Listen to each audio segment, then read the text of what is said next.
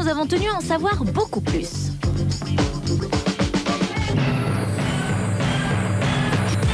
Si Madame Irma, la voyante des stars, avait dit en 1998 à Janet, Maria et la Madone qu'une petite actrice latino débutante allait venir marcher sur leur plate-bande, elles auraient certainement ri de bon cœur.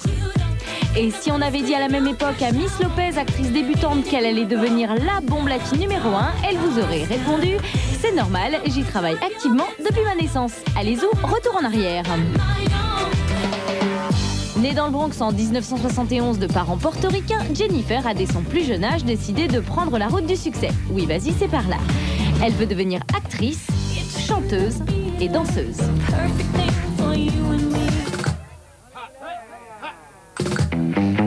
À 19 ans, après quelques apparitions dans des longs métrages, Jennifer devient danseuse pour la télé américaine. Elle va ensuite enchaîner les petits rôles au cinéma et dans les clips de tout petits chanteurs de rien du tout pas connus. Ici, un clip de Puff Daddy où Jennifer joue les princesses. Et là, en 1993, un clip de Janet Jackson. Elle a auditionné pour devenir un des danseurs qui suivrait le lancement de l'album Janet. C'était une très bonne danseuse. On a fait That's the Way Love Goes et elle devait partir en tournée avec nous. Et puis elle m'a annoncé qu'elle préférait devenir actrice. Ben oui Janet, hein, excuse-la mais Jennifer, elle a juste une carrière internationale à mettre en place et crois-moi, c'est du boulot. En 1997, premier grand rôle au cinéma, c'est Selena. Jennifer y incarne l'histoire tragique d'une chanteuse latino assassinée 2 ans plus tôt. C'est tellement énorme, je ne m'attendais pas à cela, c'est génial. Et la première big star à succomber au charme de Jennifer sera, excusez du peu, mesdames, George Clooney dans le film Out of Sight.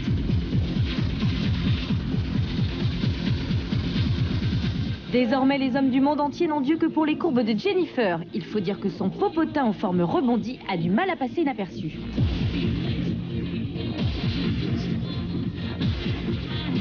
Et alors que tout le monde attend de voir l'évolution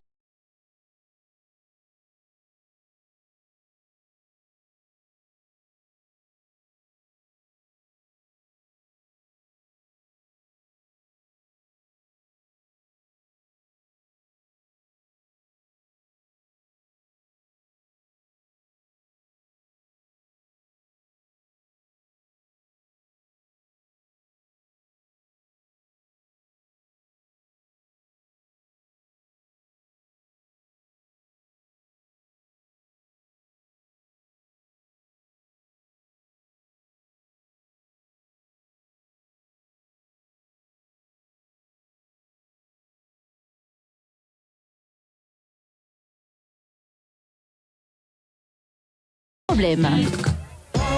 Et oui, Puffy a dû oublier de lire le manuel du parfait lover qui insiste sur la fidélité dans le couple. Dommage. De plus, Puffy a de mauvaises fréquentations et se retrouve dans des fusillades à New York City. Jennifer, peu accro aux tribunaux et aux maîtresses de son amoureux, décide de jeter l'éponge, ses beaux bijoux et son Puffy qu'elle renvoie chez sa mère. Allez hop, dehors! Elle en profite alors pour sortir son deuxième album, J-Lo, et prend un nouvel amant. Elle ne cherche d'ailleurs pas très loin, regardez, il est juste à 30 cm d'elle. C'est son danseur, Chris Jude. Elle l'emmène partout avec elle, à ses avant-premières, par exemple The Cell, The Wedding Planner ou encore Angel Eyes, et l'épouse en septembre 2001. Pendant ce temps-là, elle bat des records de vente en enchaînant les tubes Play ou encore I'm Real en featuring avec Ja Rule qui a ainsi tout loisir d'admirer son joli brin de voix.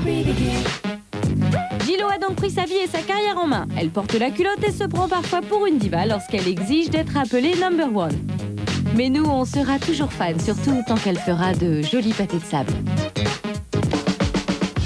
Le fabuleux destin de J-Lo s'est dessiné dès son enfance, flashback sur son histoire hors du commun. Jennifer Lopez, on l'appelle la bomba latina.